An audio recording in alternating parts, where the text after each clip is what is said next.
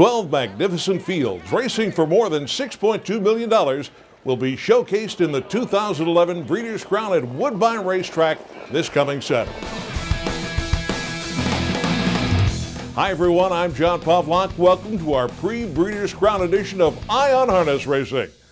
The focus of the entire harness racing world will be on Woodbine this Saturday, where all 12 divisions of the Crown will be raced on the same card. It appears that one of the prime battles will come in the $610,000 three-year-old colt trot, in which the Hamiltonian winner, Broad Bond, will meet the Kentucky Futurity winner, Man of Many Missions, and a hot new contender, Chapter 7.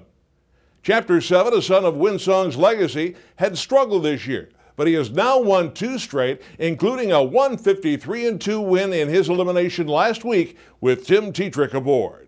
And it's Day-Long Magician with a short lead on the outside. Chapter 7 is revving up on the far outside now for Tetrick. DeJarbo tries to fight back at the rail. 3 across finish coming up, and here's Chapter 7 loaded with Trot on the grandstand side, and he'll sweep by the pair of them to score. Tetrick and Chapter 7 to win.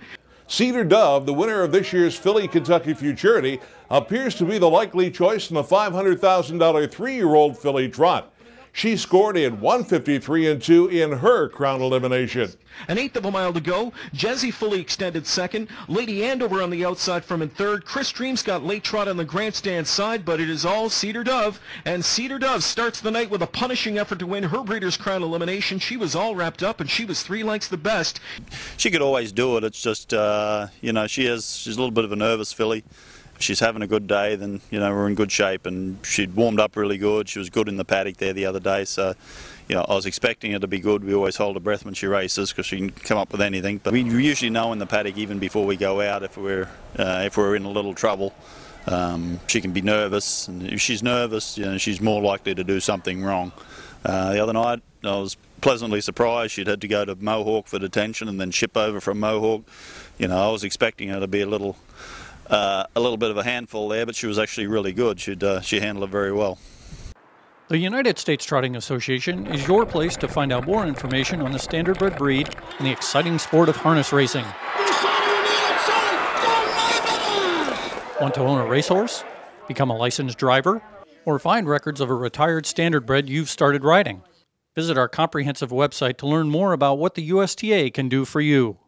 Jim Campbell will send out a couple of contenders on Saturday evening, Dial or No Dial, and Possess the Will. The former stalked and then sped home to win an overnight in 149-3 at Pocono Downs, used by trainer Jim Campbell as a prep race for the $500,000 open pace. Dial or No Dial will have to go up against some Bearcats in the Crown, but his consistency merits a long look by the public. Here comes Dial or No Dial in the passing lane. It's Bittersweet and Dial or No Dial. The matchup we thought we'd see, and Dial or No Dial gets the best of it here. Dial's good. He shipped up to Canada Monday. Jogged him this morning. He's feeling good. All 3 of them are going to train tomorrow. But he's been really on top of his game. His last 6 or 7 starts.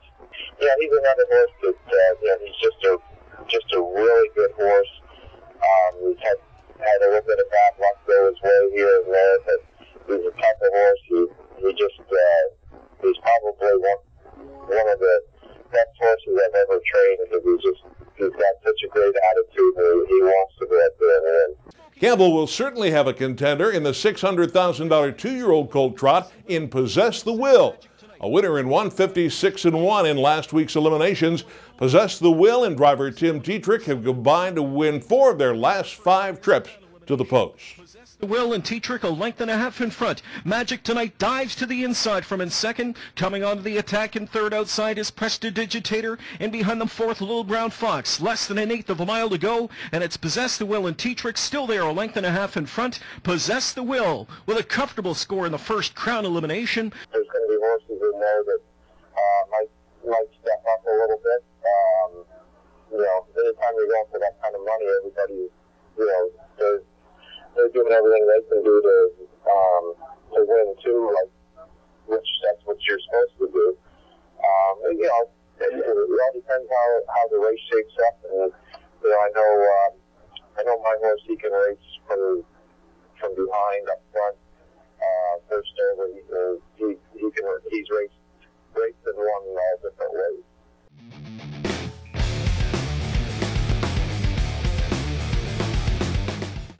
The U.S. Trotting Association has established a website for this year's Breeders' Crown, which features plenty of information about all the starters, free past performance program pages, photos and videos, and the latest Breeders' Crown news from Woodbine. Visit ustrotting.com and click on the Breeders' Crown banner at the top of the page, where you'll find a wealth of information about harness racing's late season classics.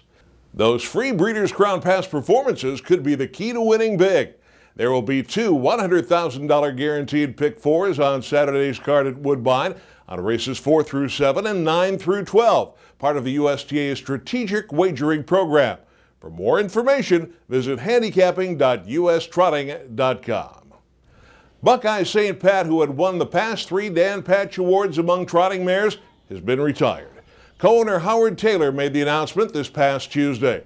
The brilliant daughter of Jailhouse Jessie won $2.3 million, 2 Breeders' Crowns, and 51 of 105 career starts. We just want to do right by her. We wanted to retire her as the champion that she is, Taylor said. The breeding shed is next. Perhaps her first 2 foals will be by Muscles Yankee.